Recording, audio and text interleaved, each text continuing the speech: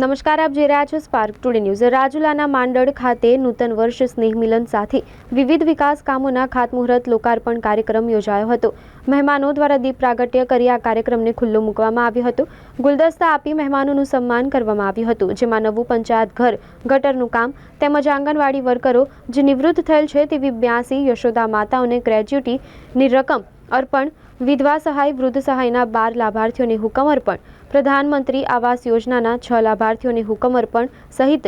કુલ 5,68,78,000ના વિકાસ કામોના ખાતમુહૂર્ત લોકાર્પણ કર્યા હતા। આ કાર્યક્રમમાં રાજુલાના ધારાસભ્ય હીરાભાઈ સોલંકી, રાજુલા તાલુકા ભાજપ પ્રમુખ હરસુખભાઈ, ભાજપ કારોબારી આમંત્રિત સભ્ય શુક્લભાઈ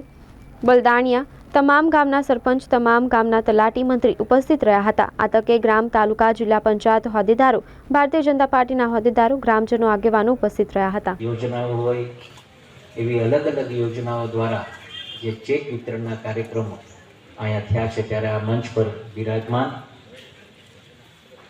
તાલુકા પંચાયતના પ્રમુખ મનકા દાદા,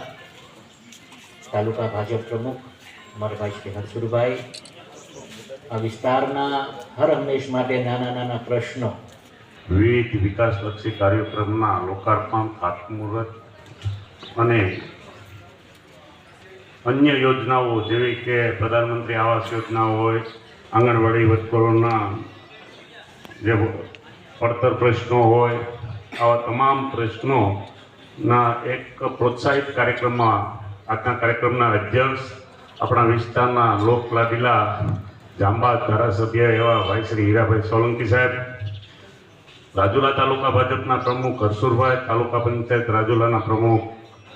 મનકા દાદા, ચેરમેન કનુભાઈ, ટીડીઓ સાહેબ શ્રી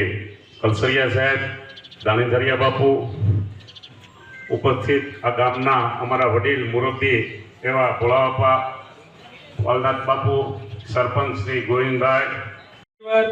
અને માંડળ ગ્રામ પંચાયતના સંયુક્ત ઉપક્રમે લોકાર્પણ અને ખાતમુહૂર્ત કાર્યક્રમમાં ઉપસ્થિત આપણા લોકલાડીલા માનનીય ધારાસભ્ય શ્રી હીરાભાઈ સોલંકી સાહેબ